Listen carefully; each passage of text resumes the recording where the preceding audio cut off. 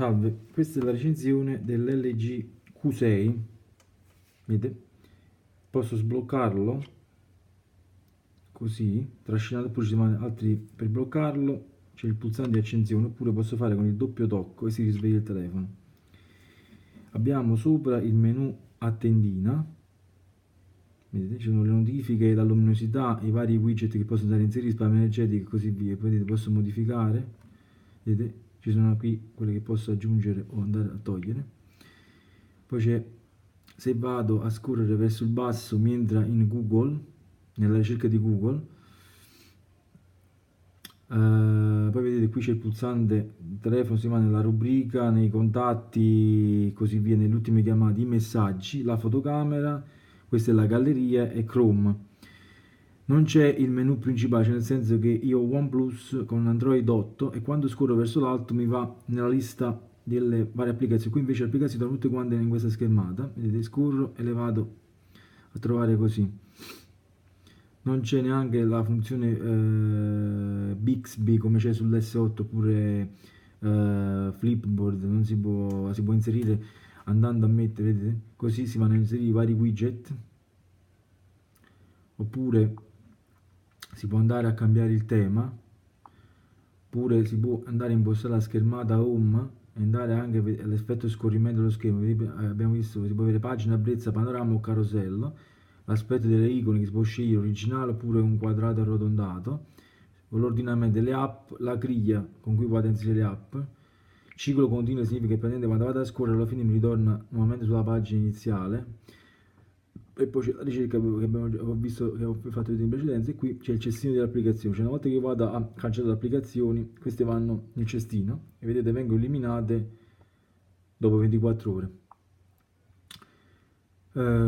Se vado nelle impostazioni, questo è un telefono doppia SIM, vedete qui c'è l'applicazione doppia SIM che posso andare a disattivare una o l'altra.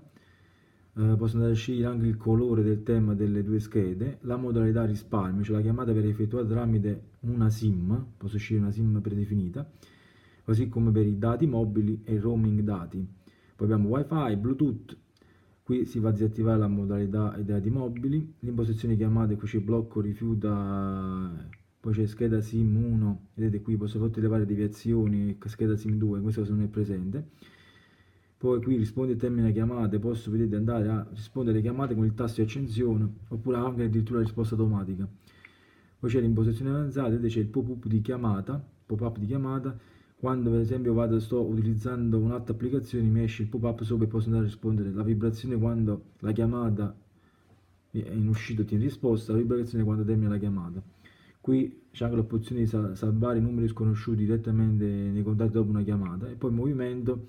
Vedete, posso andare a capovolgere il telefono per mettere a tacere le chiamate in arrivo. Poi abbiamo il tethering wifi e altro, qui le varie, vedete, modalità aereo, la stampante wireless, il VPN e così via.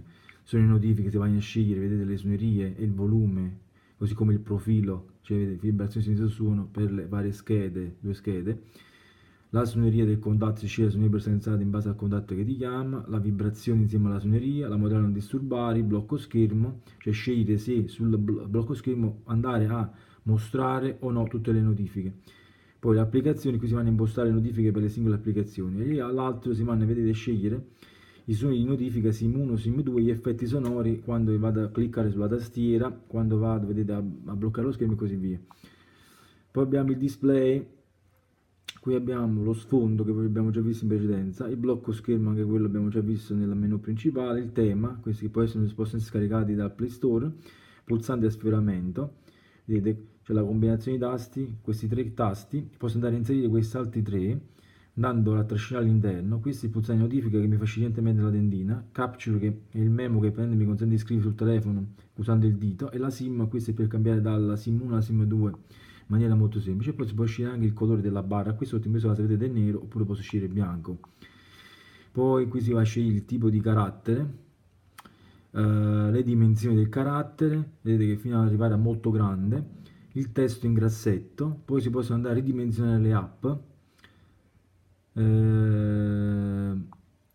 andare a scegliere le dimensioni del display, cioè vedete come vedete, a mano vedete, si rimpiccioliscono, fino a diventare così piccole, oppure questo è il massimo della grandezza. Poi abbiamo la vista comfort, che è quella praticamente che mi riduce, vedete, il display diventa giallino, in modo da ridurre l'affaticamento della vista, con meno luce blu sullo schermo. La luminosità che poi si può scegliere automatica, rotazione automatica del telefono non metto orizzontale e verticale. Questo è il time out schermo, quando praticamente vado, cioè mi dice 30 secondi e parte il blocco. Altro è il toc toc, cioè quello per attivare e disattivare lo schermo, e lo screensaver dell'orologio. Poi abbiamo generali. Qui abbiamo lingue e tastiere, posso uscire la tastiera LG, la tastiera di Google, così via, andare a invertire i pulsanti quando vado, vedete, utilizzando un mouse, un trackpad. Qui si va a attivare e disattivare la posizione, qui ci sono i vari account con la sincronizzazione, l'accesso facilitato, vedete, realizzazione automatica, varie visione udito, questo per persone che hanno difficoltà, vedete, motori e cognitive. Poi abbiamo il tasto di scelta rapida, che è quello praticamente che quando vedete, quando vado a premere 2 volte il tasto volume mi entra in capture, 2 volte il tasto volume giù mi va invece nella fotocamera. Poi ci sono i servizi Google, vedete questi, Google Fit, Nearby, numero di telefono di sicurezza, Smart Lock e così via. Data e ora, automatiche, sicurezza. Qui si può bloccare gli appunti per quick memo, criptare la scheda SD, impostare il blocco SIM, andare a rendere visibile password, cioè anziché uscire asterischi esce la password, andare a impostare l'account amministratore, oppure scaricare vedete, le app dal Play Store, anche quelle non originali. L'archiviazione, vedete qui mi dice prendo lo spazio che ho libero e quello occupato e le varie voci. Batterie risparmio energetico, qui praticamente posso andare a inserire non solo la percentuale della batteria ma anche il risparmio energetico manualmente, non come altri telefoni che quando arrivano ad esempio al 15% va in automatico. Qui c'è invece il risparmio batteria, regola qualità del video nei giochi per risparmiarla.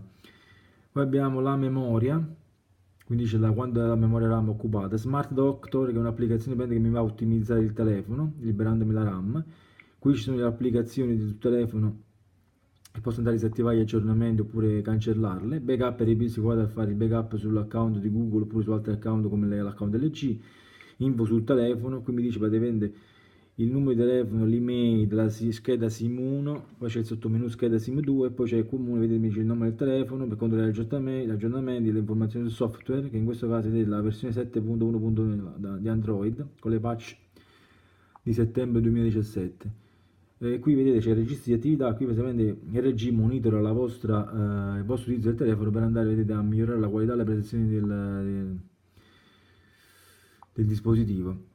Questo praticamente è un telefono che ha un octa-core, uno Snapdragon 435, un quad-core da 1.4 GHz Cortex A53, un quad-core da 1.1 GHz sempre A53 a 64 bit, GPU Adreno 505, 3 GB di RAM e 32 GB di memoria che possono essere espandibili con una micro SD fino a 256 GB. Di lato infatti ha il carrellino per la SIM 1, il carrellino per la SIM 2 e la micro SD in formato nano, i pulsanti del volume, qui c'è il pulsante di accensione di lato, sopra c'è il jack per le cuffie, sotto il jack per le cuffie la porta micro USB, il doppio microfono sopra e sotto, vedete? Il colore è un black nero, black, e la fotocamera è da 13 megapixel, risoluzione 4160 x 3120 con stabilizzazione digitale, autofocus, touch focus, flash LED, HDR, geotagging, rilevazione dei volti e dei sorrisi. La fotocamera frontale è da 5 megapixel. I video vengono registrati in Full HD a 30 frame al secondo, c'è l'autofocus, lo stabilizzatore, l'HDR, stereo sound e anche si può la possibilità di mettere la foto in video. Il wifi ha il protocollo 802.11 BGN, Bluetooth è 4.2, l'USB è la Type-C 2.0, l'NFC è presente così come il GPS, poi GPRS, Edge, UMTS, HSDPA, HSUPA, HSPA+, ed LTE, massima velocità di download 150 megabit al secondo, quella di upload 50. Poi abbiamo i sensori dell'accelerometro, i sensori di prossimità, non c'è né il giroscopio né la bussola. E poi c'è il microfono con la riduzione del rumore. I formati: abbiamo music player, la radio FM, non alla TV, video player, c'è MP4, H263, H264 da VMV e MKV, browser supporta l'HTML, l'HTML5, non è flash player, poi c'è vibrazioni, viva voce, suonerie polifoniche, suonerie personalizzate, poi c'è il Wi-Fi Direct e il Wi-Fi Hotspot.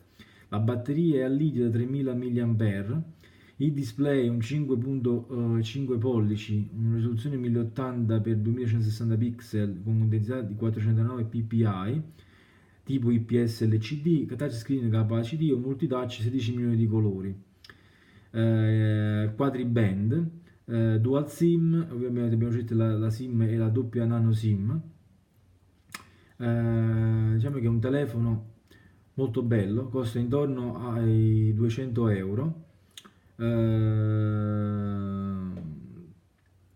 quanto riguarda i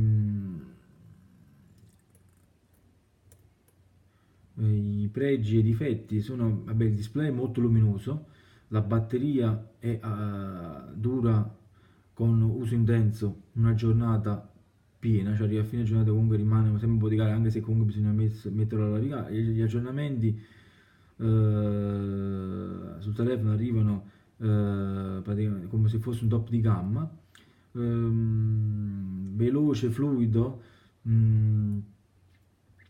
Niente, alla fine per il prezzo che costa, diciamo che lo consiglio. Forse le prestazioni, dato che c'è un quack, uno Snapdragon 435, diciamo che sono più che buone, ma non eccellenti. La fotocamera, anche questa è diciamo più che buona, un display che diciamo che è il vero punto di forza, e l'altro punto di forza è la qualità prezzo. Con questo mi sembra di aver detto tutto, alla prossima.